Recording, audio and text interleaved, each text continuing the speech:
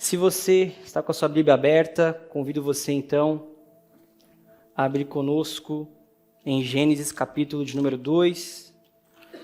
Hoje daremos sequência na série de mensagens Uma Vida Divinamente Desequilibrada.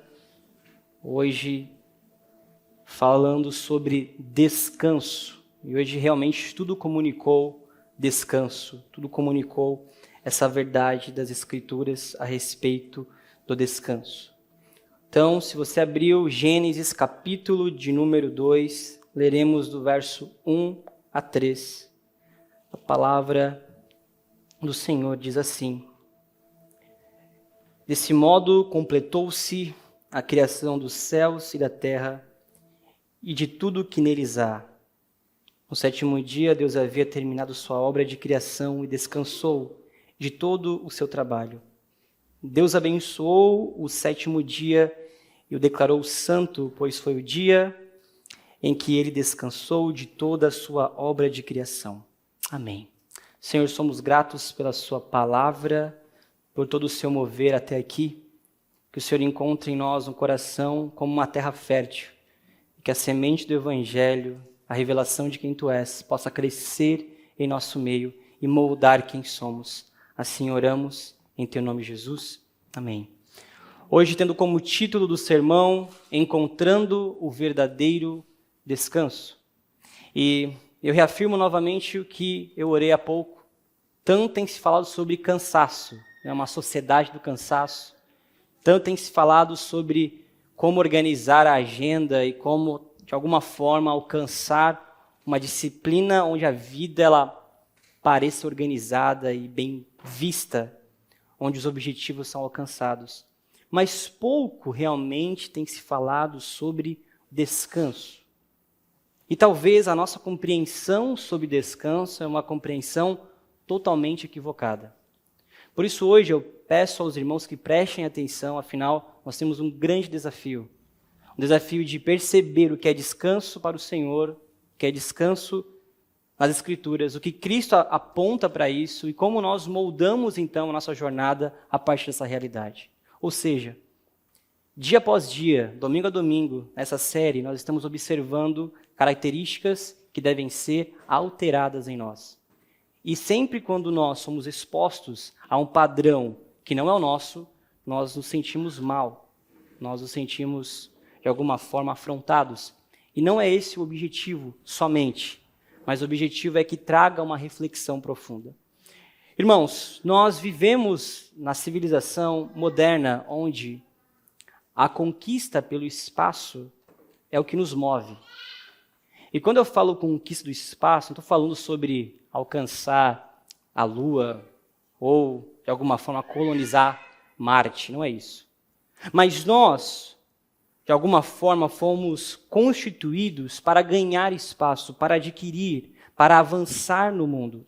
E isso é interessante, porque Deus dá ao homem realmente domínio sobre toda a criação. Ou seja, somos nós, através de uma ordem divina, levados a dominar sobre tudo aquilo que Ele constituiu na Terra. Somos nós isso.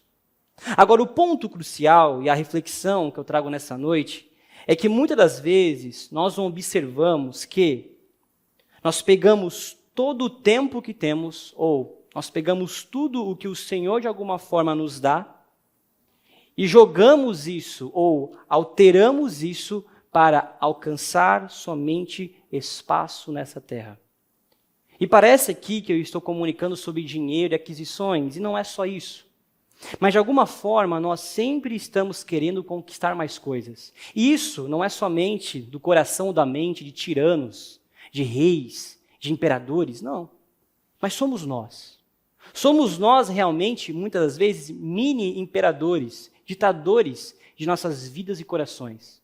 Queremos, portanto, muitas das vezes, gastar tudo o que temos, o tempo que temos, o dinheiro que temos, para alcançar mais espaço.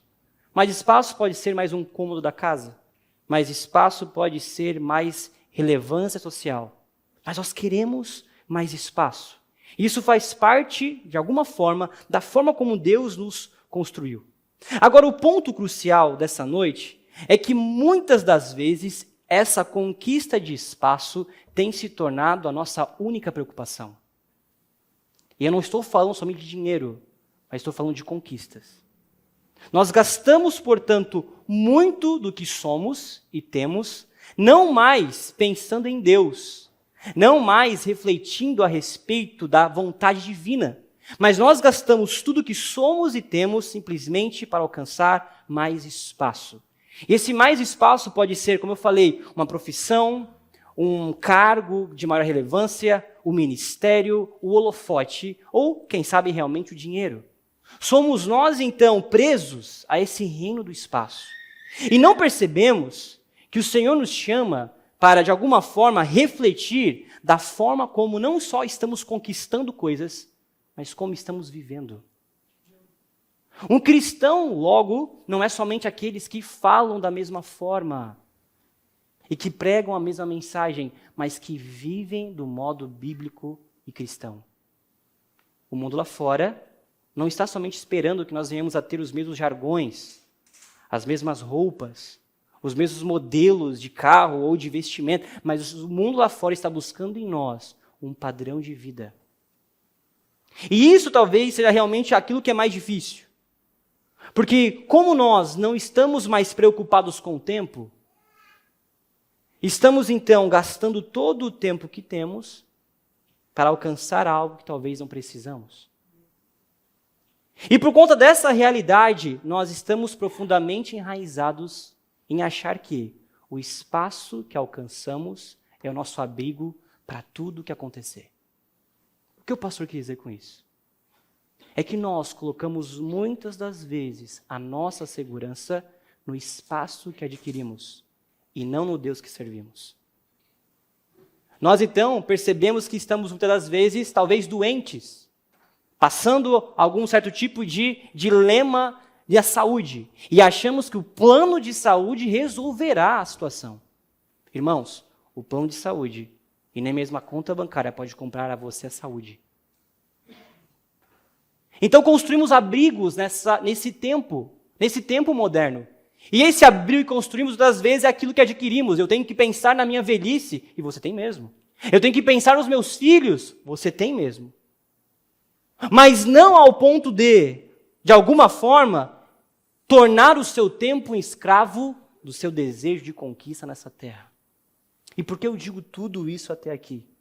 É porque a Bíblia, ela parece constratar com tudo aquilo que estamos vivendo. A Bíblia, de alguma forma, diz que nós devemos nos preocupar mais com o tempo do que com o espaço.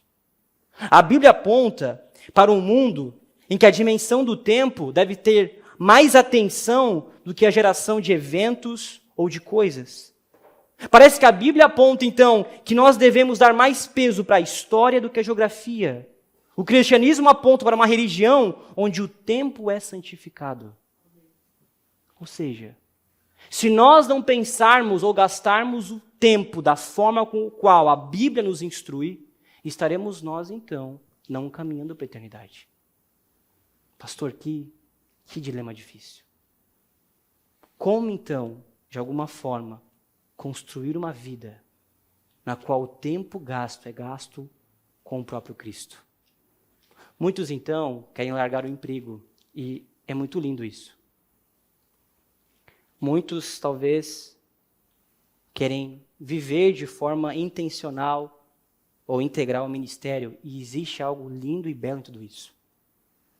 Mas a grande realidade é que talvez 99% de nós que estão aqui nessa noite viverão a jornada de trabalho, de família, de negócios e de viver a igreja no tempo que resta.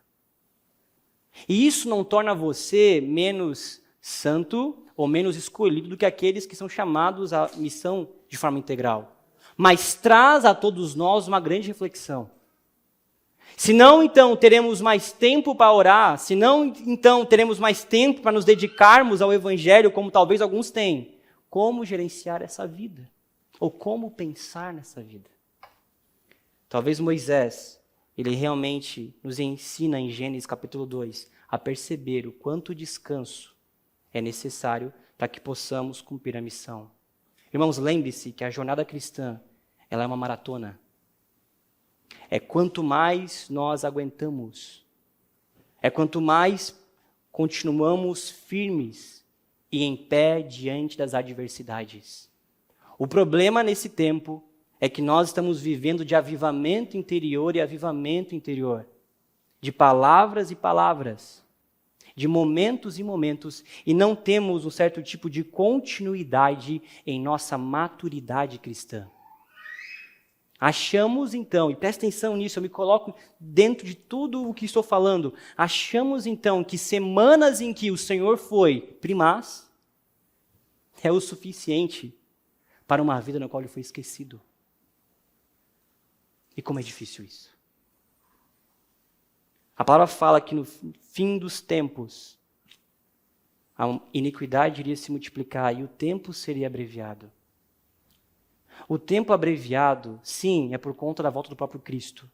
Mas o tempo abreviado também é por conta do mundo em pecado. Nós hoje dizemos que não temos tempo por conta do pecado que habita em nós. Preste atenção nisso. A nossa falta de tempo em compreensão, em relação, em profundidade com o Senhor, não é fundamentada em suas atividades externas, mas é fundamentada, enraizada num coração pecador. Porque para tudo conseguimos tempo. Para tudo conseguimos organizar a rotina. Mas para Deus, isso sempre é algo difícil, pesado e talvez nunca alcançado. O Senhor traz então essa revelação, e é por isso que jovens, você que não tem ainda esposa, gaste o seu tempo, ou não tem esposo, gaste o seu tempo com o Senhor. A palavra fala sobre juventude ser gasta diante do Senhor. Mas isso não significa então que os casados, que aqueles que são mais velhos, não devem também gastar, e é essa a grande realidade. Precisamos observar que a falta de tempo é porque nós não damos valor ao tempo. Porque se dessemos valor ao tempo, gastaríamos ele com aquilo que é necessário e não com futilidade dessa vida passageira e vã. A Bíblia aponta para um povo que se preocupa com o tempo e não com aquilo que geograficamente consegue conquistar. Nós estamos preocupados muitas vezes em estabelecer estacas, bandeiras. E estamos não mais preocupados em ver o Evangelho avançar. Moisés, em Gênesis capítulo 2, ele vai relatar o término da obra criadora de Deus. Ele vai nos informar, então, que Deus, após tudo o que ele fez, ele descansa. É interessante observar que o Pentateuco, que pela tradição foi realmente Moisés que escreveu, um dos grandes líderes e profetas, este homem, ele teve grandes experiências com o próprio Deus. Ao ponto de, como sabemos, cuidando do rebanho de seu sogro, ele se depara com uma sarça que arde em fogo, mas que não se consome. Deus, então, fala com este homem chamado Moisés, e antes de comunicar algo, ele diz: tire a sandália dos seus pés. Parece algo simples, e você já ouviu isso em vários lugares. Mas Deus não está chamando o Monte Sinai de santo. Deus está chamando a sua presença de santa. Nós estamos preocupados com lugares santos. Deus não está preocupado com lugares santos. O que Deus está preocupado é que aonde a minha presença está, ali sim a santidade deve jorrar. E é por isso que quando Moisés retira as sandálias dos pés, ele agora comunica-se com Deus, que é santo, que é poderoso e verdadeiro. Esse Monte Sinai, ele aparece na jornada de Moisés em vários momentos. É interessante observar que esse homem, ele entende que a presença de Deus não estaria somente em um tabernáculo, não é somente uma construção feita nas medidas que Deus desejou, mas um tabernáculo no qual o próprio Deus está. A preocupação de Moisés, portanto, em toda a Escritura, e talvez no Pentateuco que temos, nos 5 primeiros livros da Bíblia, é que de alguma forma Moisés entendeu que a presença de Deus santifica todas as coisas, mas nós ainda estamos como o povo no deserto, achando que a presença de Deus simplesmente está em um lugar, e lá sim deve haver santidade. E não percebemos que quando Cristo ele rompe o véu, ele torna o Santíssimo Lugar acessível a todos e em qualquer lugar. Ou seja, A presença de Deus, uma revelação profunda de quem Deus é agora, é acessível a todos. O tempo agora é modificado por conta da cruz. Somos nós, então, levados a seguir esse Cristo, que deseja que todos os nossos dias sejam santos. Que difícil é entender, então, que Deus não vê frações da nossa história, mas Ele lê toda a nossa história. Se Deus hoje, Ele fez essa leitura da minha e da sua vida, o que Ele veria? O que Ele encontraria? Ele encontraria momentos, ou Ele encontraria uma vida aos pés dEle? Moisés, ele, no capítulo 3, ele vai talvez apontar para 3 questões. E eu gostaria, nesses 3 versículos que lemos, apontar 3 pontos.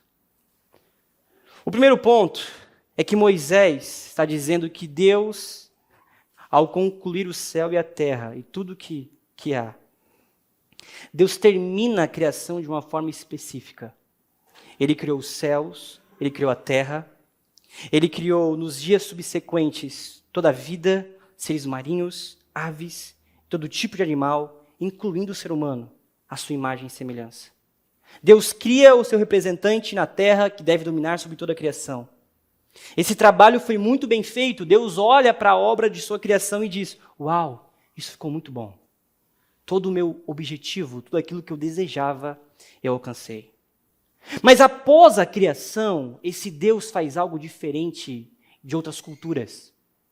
Porque se pegarmos outras religiões míticas, após a criação do universo, acontece também a criação de um santuário. Um lugar no qual esse Deus que criou deve ser adorado. Mas Deus não cria um lugar. Após criar todas as coisas, Deus não cria um santuário na terra. Deus não separa um espaço e diz: esse espaço agora vocês devem me adorar. Não. Mas Deus cria neste dia, número 7, o último dia após Ele criar todas as coisas, o 7º dia, Ele cria um santuário no próprio templo. Que outrora nós deveríamos adorar esse Deus em um monte, em uma montanha, agora devemos adorar esse Deus neste tempo. É interessante observar que todo o judeu, e na concepção judaica, todas as festas, não apontam simplesmente para uma mudança de estação, mas é uma celebração sobre algo pontual que aconteceu. Porque esse Deus que nós desejamos amar e dizemos amar, é um Deus que torna santo acontecimentos. E é por isso que Ele é um Deus que entra na história, muda a história e conduz a história. Mas no 7º dia, Ele não constrói uma igreja. No 7º dia, Ele não constrói uma mega estrutura. No 7º dia, Ele constrói um santuário no templo, no qual chamamos, no contexto judaico, de sábado. É interessante isso. Porque Deus não estava cansado. Afinal, Ele não cansa. Deus estava observando tudo o que aconteceu. Mas Ele não se atenta a fazer algo senão, primeiramente, descansar.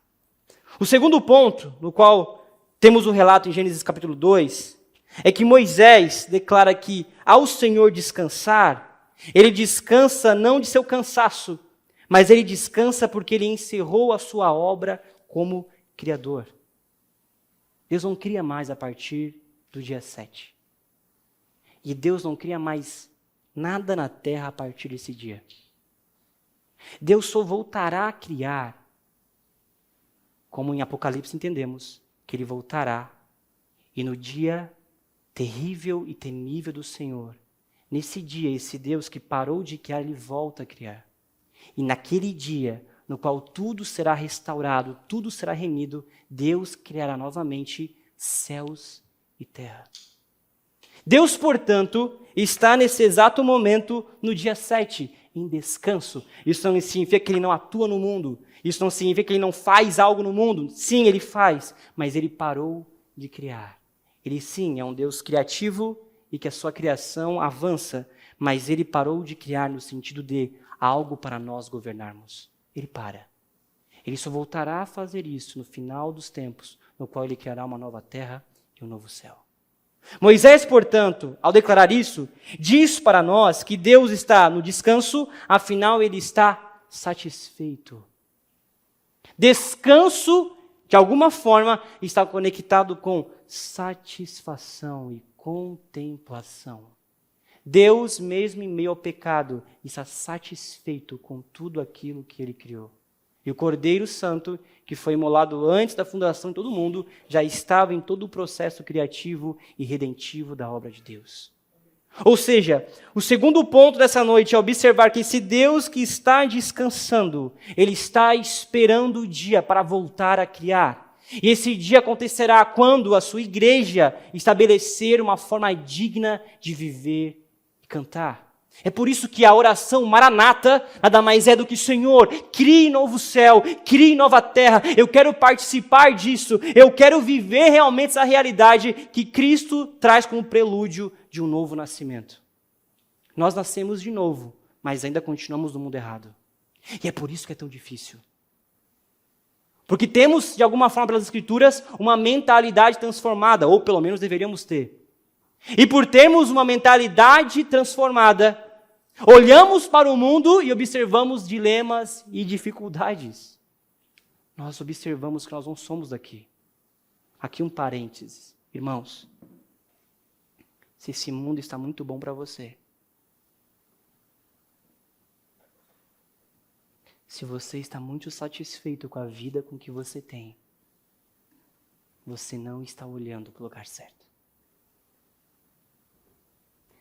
Se a sua vida ela não tem um anseio por Maranata, ora vem Senhor Jesus, você não está entendendo, ou você de alguma forma foi tragado pelo espírito desse tempo.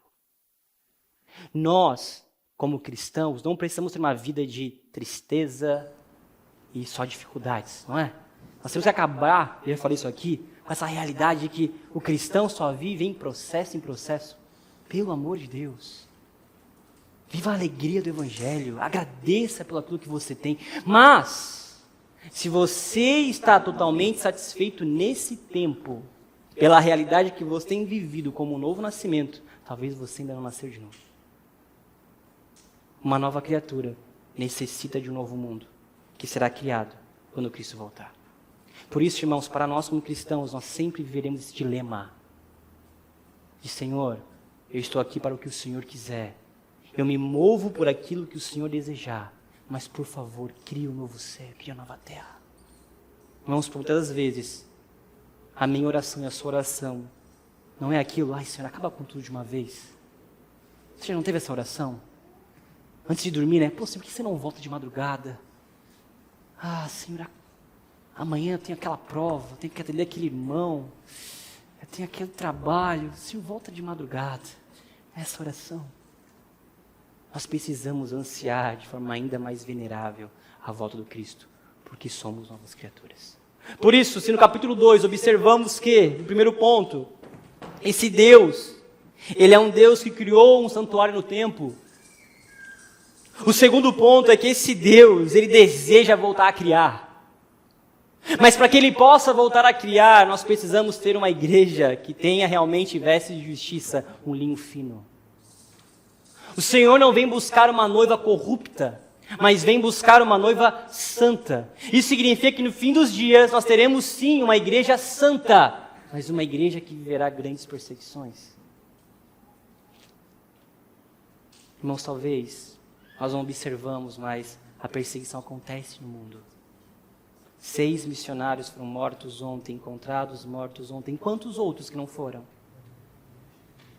E quantas vezes nós somos perseguidos pela própria igreja? É por isso que a minha tese é que realmente no fim dos dias a própria igreja, ela perseguirá a igreja, porque a igreja verdadeira incomoda a igreja mentirosa.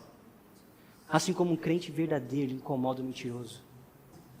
Porque um crente verdadeiro, a sua pauta de vida não é o relógio que no pulso, mas é o quanto o Senhor tem tomado o seu coração. E é por isso, irmãos, que nós, em um louvor gostoso como estava hoje, estava bom demais, estava gostoso demais. Nós tínhamos só um instrumento e uma voz, 2 vozes, né? Mas o Senhor toca o Senhor comunica. E isso é tão belo porque de alguma forma ficamos extasiados com a presença de Deus, mas não sentimos saudade dela. O culto acaba. A agenda acontece e não temos mais saudade. O terceiro ponto no qual podemos retirar de Gênesis 2 é que esse Deus que constrói um santuário no templo, onde o homem não toca, onde ele é Senhor, esse Deus que deseja voltar e criar e remir todas as coisas, agora ele faz algo extremamente interessante. No verso número 3, capítulo 2, a palavra diz assim: Deus abençoou o sétimo dia e o declarou santo. A palavra em hebraico é kadosh, como alguns conhecem, obviamente, que significa separado, santo, aquele que distingue dos demais. Deus faz então um dia distinto. Ele consagra e torna santo um dia. E essa ideia é que realmente fundamenta a nossa visão bíblica de mundo. E que contrasta com a vida pagã do mundo. Porque de alguma forma Deus está estabelecendo um dia para que a igreja, para que o seu povo venha olhar para Ele e estar totalmente satisfeito nele. É um dia depois de 6 dias de grande trabalho, em que Deus separa para nós podermos contemplar todas as obras que Ele fez. É por isso que Moisés, ao declarar isso no capítulo 2, deixa claro para o povo de Israel de que esse Deus ele é soberano sobre tudo e todos. E que esse Deus, que torna santo um dia, que constrói todas as coisas, é um Deus que é soberano sobre tudo e todos, mas também sobre o tempo. É por isso que na concepção judaica sobre sábado, o sábado ele é como se fosse uma arquitetura do tempo, ou um palácio do tempo. É como se fosse realmente um momento no qual o povo deveria parar todas as coisas e olhar para o Senhor. E não como um dia de fazer o que se deseja, mas um dia para refletir quem Deus é. O Shabat, para os judeus, talvez se distingue em 3 atos. Primeiro, Deus descansa. Segundo, Deus abençoa. E terceiro, Deus santifica. Ou seja, é proibido trabalhar no sábado, porque o sábado devia ser um dia de deleite. A ênfase na santidade de quem Deus é. É um dia santo. É um dia no qual o povo deveria parar tudo o que estava fazendo e simplesmente descansar. Não é apenas deixar as mãos ou o trabalho manual, mas é deixar a língua e a alma de forma calma e tranquila, evitando qualquer tipo de pensamento que roube a mente do próprio Deus. Sábado, portanto, no contexto judaico, é como se fosse um dia onde encontramos uma mina onde há metais preciosos. E esses metais preciosos encontrados constroem esse palácio no templo, no qual o homem, no qual o povo deveria olhar para Deus e contemplar a sua face. Por isso o sábado é um dia para a alma e para o corpo, onde se encontra prazer e observação na lei do Senhor. O sábado deverá ser, portanto, um dia de olhar, de acalmar o coração e de estar com aqueles que o Senhor ama e que o Senhor encontrou e entregou a nós. Isso é o sábado. O judeu, portanto, ele não faz isso somente no sentido de eu não quero trabalhar, mas ele faz isso com um sentido de reverência. A pergunta que eu faço a vocês, e você já vai entender isso: que dia nós esvaziamos a mente e o coração para descansar no Senhor?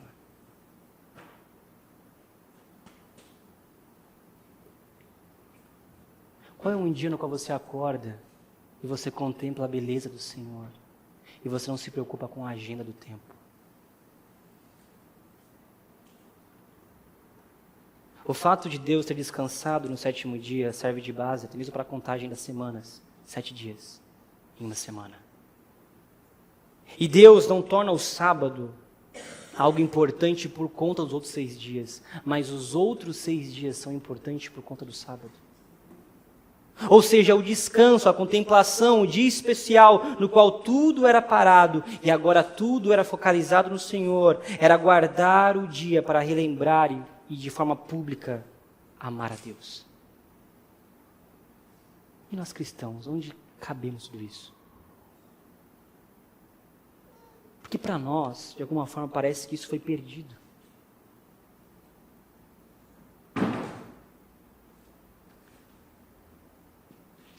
Uma citação de um teólogo a respeito disso, diz assim: o sábado é o dia em que o homem aprende a transcender a civilização técnica, que muitas vezes busca o domínio do espaço e a acumulação de bens em detrimento do tempo. No sábado, o foco não é ter, mas ser. Não possuir, mas experimentar a santidade de Deus. É um dia para abandonar a profana jornada do comércio da troca e abraçar a semente da eternidade.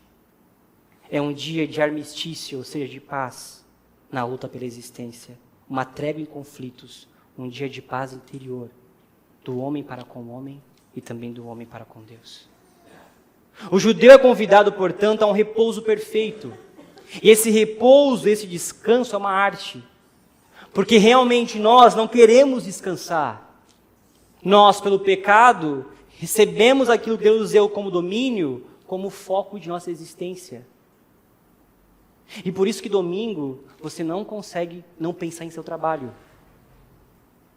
Porque o seu trabalho é tão central em sua jornada, e você acredita que aquilo que você alcançou é o seu abrigo existencial, e você torna então o seu trabalho ou os seus bens aquilo que é mais importante, de que Deus ele não é lembrado em um instante. Nós estamos em uma sociedade do cansaço por conta de um pecado que amamos. Quer ser alguém para alguém. Ou mostrar para alguém alguma coisa. Sabemos que no cristianismo houve uma mudança. E aqui nós temos que fazer um adendo. A teologia cristã, ela em si, ela não trabalha o domingo como a substituição do sábado, não é isso. Os cristãos se reúnem no domingo por conta de alguns pontos, e aqui eu vou dizer para você. Primeiro, Jesus, ele é ressurreto no domingo. Segundo, o derramar do Espírito Santo acontece em um domingo. E a igreja primitiva, ela se reunia no primeiro dia da semana, no domingo. Domingo é visto como o 8º dia na criação. É como se naquele instante começasse um novo mundo, ou pelo menos um reino que já é e ainda não, apontando uma outra realidade. Nós então usamos o domingo como algo que a igreja primitiva vivia. Não foi uma escolha simplesmente de um papa, mas a igreja primitiva vivia assim. Agora, nós não podemos apoiar de que para nós cristãos o sábado é um 4º mandamento. No qual, então, se não guardarmos o sábado, estaríamos indo contra Deus. Não é isso. Afinal, na cruz, ou a jornada de Cristo aponta para uma realidade que nós não mais temos que nos dar atenção às leis cerimoniais. Ou seja, tanto em Mateus 2:28, quanto Marcos 2:28, Mateus 12:8 ou Lucas 6, a afirmação de que esse Jesus é o Senhor sobre o sábado. E Jesus cura no sábado. Jesus instrui os seus discípulos a comerem no sábado. Jesus faz coisas que de alguma forma, na religião legalista, não seria vista. Mas é importante observar algo. Jesus nasce judeu e morre judeu.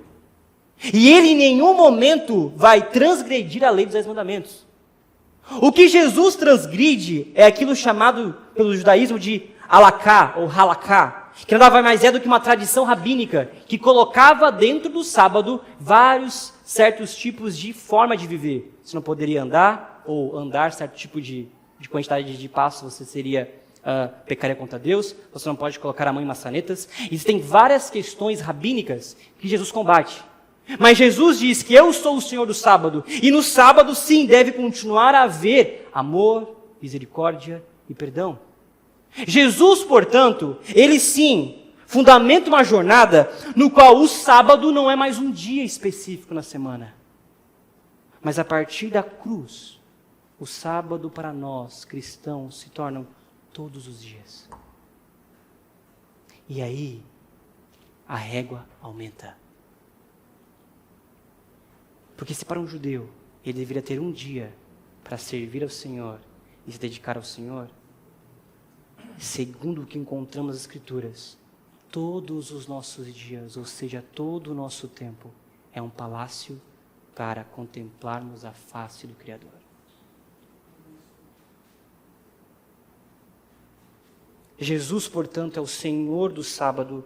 Ele ressuscita em um domingo. E nós, como cristãos, continuamos a viver no domingo esse relembrar, essa forma de viver. Mas eu pergunto, falamos dos adventistas, presta atenção nisso, que guardam o sábado. Mas quem de nós vive o domingo dessa forma? Ou quem de nós vive uma segunda dessa forma? Se todos os dias são para o Senhor, por que continuamos a viver uma jornada fragmentada com Ele?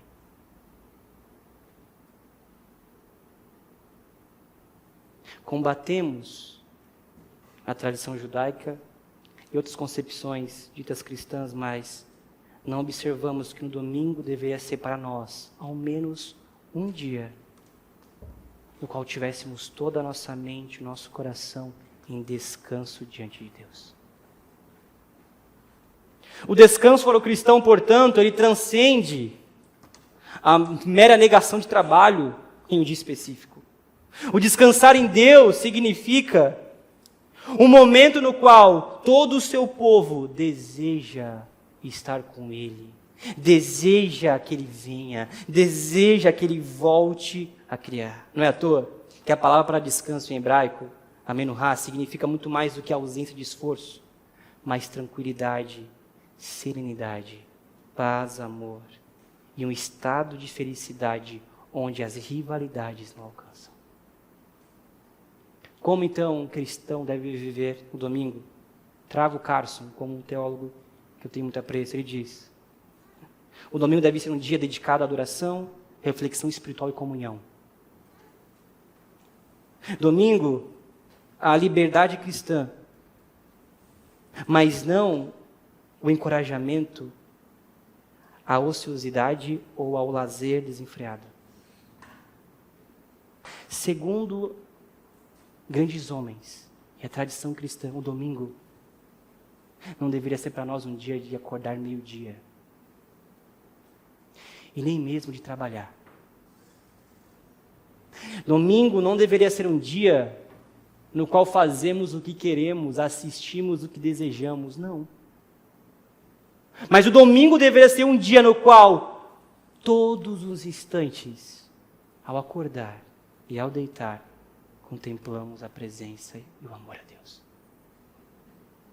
É por isso, irmãos, que o domingo é o dia de culto.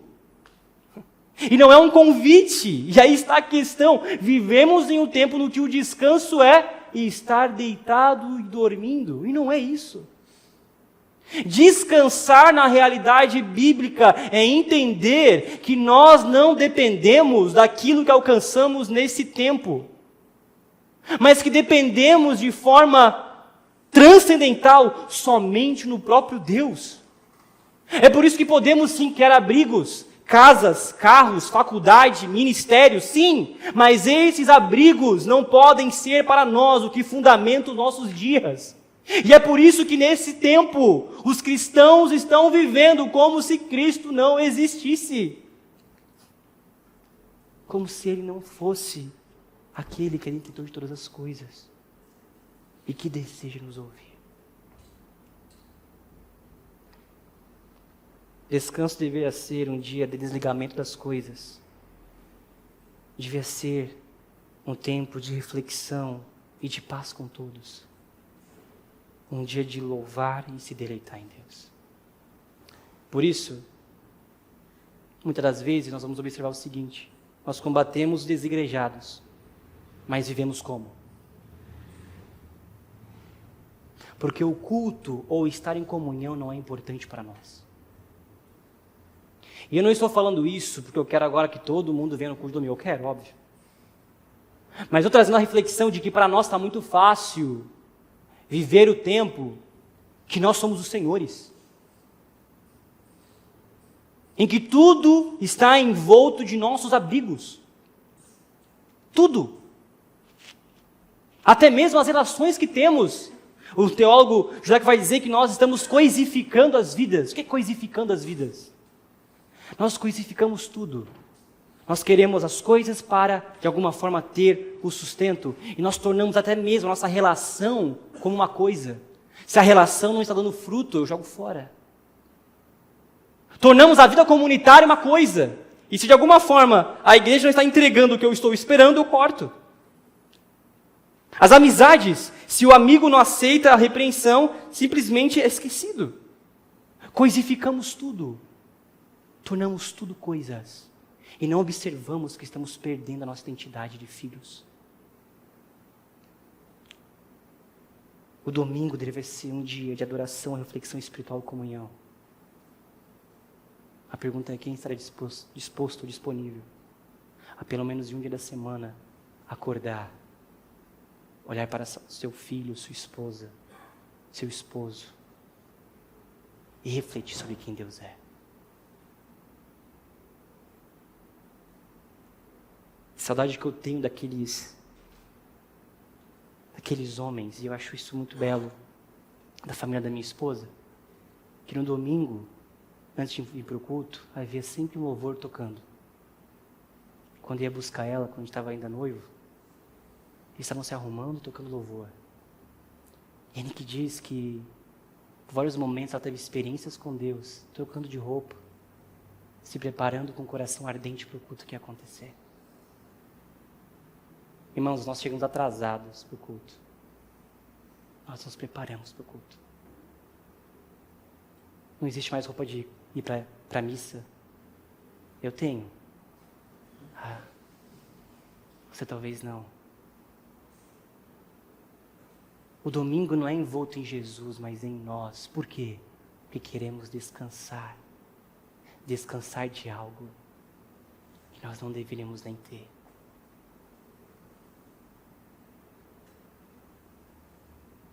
O interessante é que o Senhor, mesmo dando ao homem o domínio sobre a criação, Ele coloca limites. E nós, como ditadores que desejam alcançar o espaço, nós precisamos entender algo. Se nós viajássemos a 1% da velocidade da luz, isso dá 10.792.512 km por hora. Se nós viajássemos a 1% da velocidade da luz, nós levaríamos 10 milhões de anos para sair da galáxia chamada Via Láctea. O que Deus nos ensina com o espaço? De que mesmo o homem, tendo a maior tecnologia, maior avanço, maior poder, o homem nunca conseguirá governar a criação. Deus limitou. Quando o homem chegou à lua, não se colocou uma bandeira da terra. Se colocou a bandeira do quê? De um país. Porque queremos espaço. Queremos reconhecimento. Nem se andássemos a 1% da velocidade da luz, conseguiríamos alcançar a saída de nossa galáxia. Deus então cria todo o universo para dizer para nós algo. Queridos, você pode ser o Senhor da terra que eu te dei, mas você nunca será o Senhor do templo, porque no templo eu construí o santuário. O descanso, portanto, vem daqueles que não desejam simplesmente resolver o problema do tempo com conquistas do espaço. A única forma é santificar o tempo que nos resta. E é por isso que a criação é a linguagem de Deus, o tempo é o seu cântico, e as coisas do espaço são as consoantes. Santificar o tempo é cantar as vogais em um único som de que Deus é poderoso. A tarefa do homem é conquistar o espaço e santificar o tempo, mesmo que a alma esteja seca e não haja nenhum tipo de oração, o puro e silente e excelente repouso no Senhor nos conduzirá a uma vida de paz infinita e de santidade. Por isso o convite para aprendermos a descansar não é somente arrumar a agenda para termos tempos ociosos. O convite é aprendermos a contemplar. Se a igreja contemplar o Senhor que ela segue, ela gastará todos os segundos que ainda a restam para que Ele seja o Senhor dela. O convite, portanto, dessa noite, queridos e queridas, é talvez trazer a você a reflexão de que a sua semana deve apontar para Jesus. Quando isso acontecer, você estará vivendo uma vida de descanso. Não adianta arrumar a agenda, não adianta diminuir as atividades, porque nosso coração sempre estará tendendo a desejar construir abrigos com as próprias mãos.